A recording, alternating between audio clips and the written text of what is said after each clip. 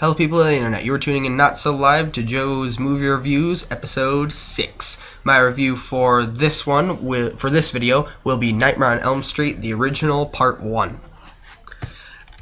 You'll notice that I am no longer in the dark, scary, spooky darkness, and that's because I'm doing a bunch of videos today during the daytime because we have a day off school, yada yada yada. I want to crank out a buttload of reviews just today.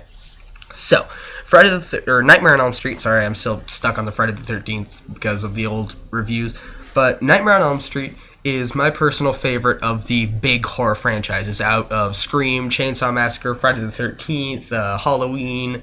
This is my favorite series, just because it's so fresh, it's so different, it's so new. There's no, right down to his weapon is awesome. For those of you who don't know, Freddy Krueger is basically, he used to be a killer. He was killed in a burning building, and then he came back to life in the form of dreams. When you dream, he goes into your dreams, he kills you in your dreams, and then you die in real life.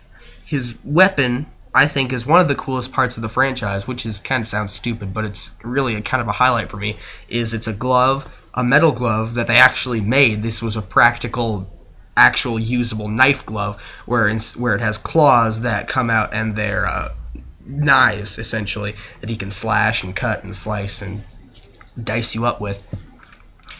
And basically, the thing I love about this movie is that, in contrast to the later films, it's very dark. It has very weighted down darkness, creepiness. You never get a good look at Freddy, which they completely remove in the later films. You get to see exactly what Freddy looks like in the later ones, but on this one, you just kind of get glimpses of this scarred, torn apart. In the first one, it looks more like he's melting, as opposed to in the other ones, it looks like he's just been cut and pulled apart to expose flesh. This one, he looks like he's actually been attacked with a blowtorch. Not as much as the remake, which I'll have the review for later, but where he looks like he's an actual burn victim, but he does look more like a wounded person instead of this freakish, cold-cut face person. The thing I love about this one is it's different than our Nightmare on Elm Street franchise. It's completely different than anything else out there. There's still one killer, and it's still a slasher, but the concept of he comes into your dreams and kills you, that, I know it's been oversaid in pretty much every movie review, but that's a terrifying concept. You can't get away from him. He is the only killer where, it sounds like a stupid concept, but if you were to apply it to reality, like, you would, Jason, Michael, the guy from Scream, I don't even know whether he has a name. I think it changes. I'm not sure. I haven't seen all of them. But those guys, there's no lasting effect because you could completely get away from them. If that were to happen in real life, even in the supernatural sense, you could get a plane ticket to California and get the hell out of there. But you cannot escape Freddy. Whether it's in reality, whether it's in the movies, whether it's just a concept, you cannot imagine getting away from him. You cannot deny sleep. You cannot stop dreaming. You cannot, even if you get as far away from where you are as possible, you're still going to fall asleep. He's still going to be there, and he's still going to kill you. The first one, they also retain the fact that he is killing the Elm Street children. The children of the people who killed him. There's a little bit of a backstory in this movie, and in the other ones they expand on it, which I don't like. I like the mystery behind him in this one, how is methodical. He doesn't seem like there's substance behind his killing. It seems a little bit meaningless, but at the same time he's got a bit of a revenge factor. They play off of that more in the later films, and especially in the remake, they kind of emphasize how he's getting revenge on these children. But in this one, they don't give him as much of a backstory, and the killing seems more shallow. I think one of the best parts of this movie as a whole is the fact that they kill who you think is the main character, which wasn't done well. Pretty much, if you look at horror movies, this is kind of a switch of subject, but let that be noted. But what they tend to do in horror movies is take ideas from other horror movies, no matter how unfamous they might be.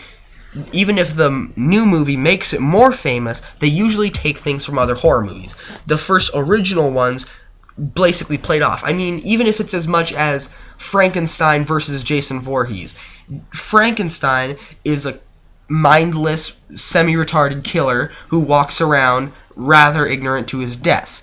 He's slow. He's zombie-like. Frankenstein inspired the zombie movies, and Jason was relatively inspired by zombies. He's, especially from 6 on, he's slow. He's lumbering. He's strong. He's powerful, and you can't kill him because he's dead. But in Nightmare on Elm Street, they take inspiration in terms of the first death by Psycho, the person who they followed, who they center around, who, from past movie experiences, is going to be the main character. Just, it's subconscious at this point. You're just like, oh, okay, that's the main character. You don't think about it. And then they kill her, and that has so much weight. The first time I saw this, it freaked me out. Even when that dream is going through, even when you see her fly into the air and get cut open, there's still something telling you this can't be real. She can't die. She's the main character. And then everything around you finally tells you she's dead, okay? Deal with it. And it just sort of, it's a weird element. I can't really describe that sort of feeling, that concept. It's a weird thing. Another great thing about this is it has a very semi-reality feel. Unlike the Friday the 13th kind of play off of dream sequences. In the very ending scenes, they usually have a dream sequence that kind of does something, I don't know, jump scares and all that.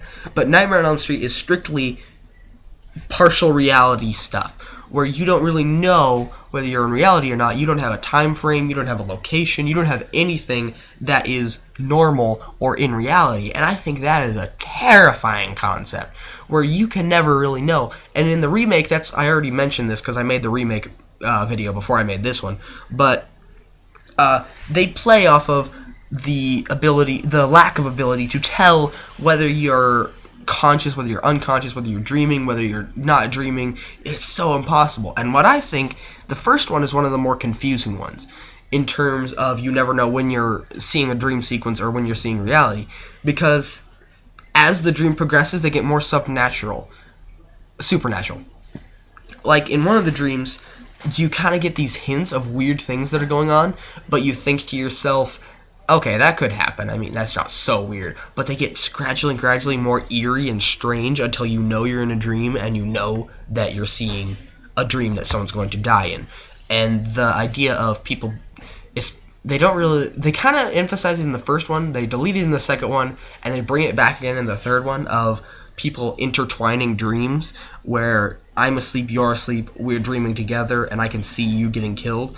And they don't really play off of it until the third one, and then this one, it's there. You can tell that there's kind of the idea of being at the sleep at the same time will bring you into each other's dreams and kind of intertwine the reality of it, which is weird and kind of blows your mind. You can't think too hard about the concept behind this movie because it'll give you headaches. It's one of those movies, it's not as bad as like Inception or Shutter Island or something, but it is kind of a weird sub-reality thing which a lot of people can't grasp, and that's why it's become kind of a cult classic. I mean, it's not as much a cult classic as maybe Silence of the Lambs or some of these horror franchises, but it is kind of culty because it's so weird. It's a weird concept, but it does play off of all the basic slasher things. You need teenagers who are relatively rowdy, you need a setting where adults can't possibly help you, and what better place is that than sorry, there's things going on up there, and what better place is to be unable to help you in your own consciousness. If there's something going on in your mind, no one can possibly help you, and that is just terrifying. And one killer who for some reason needs to kill these people, usually out of revenge, and he goes out and he kills them one by one in horrible ways. And actually this one has a surprisingly low body count for the kind of movie it is. There's only I think 3 people who actually get offed in this movie, and that's actually really low compared to Friday the 13th, where by the time Jason X came out, they were killing 20 people in the first 5 minutes of the film. They were just mass murdering people, and it kind of lost its scariness, whereas in this one, every death hits you. And Nightmare on Elm Street, more than probably any other franchise, they managed to get you to care about these characters. In Friday the 13th and Halloween, you deliberately don't want to care about these people. When somebody gets killed, I don't remember where I'm quoting this from, but you feel strangely unaffected. You can see these deaths and you're just like, oh, that person got offed. Sarcastic tear. Whereas in this one, Nightmare on Elm Street, you actually care about these people. You don't want to see them die because you want to find out who the hero is. Because after that first death, you don't know who to believe is the hero anymore. Anyone could get off. Once you delete the main character, anyone's fair game, and that is crazy. You can't trust anything. You can't trust reality. You can't trust who's going to get off. You can't predict A from B in this film. And that's just a crazy, mind-blowing concept.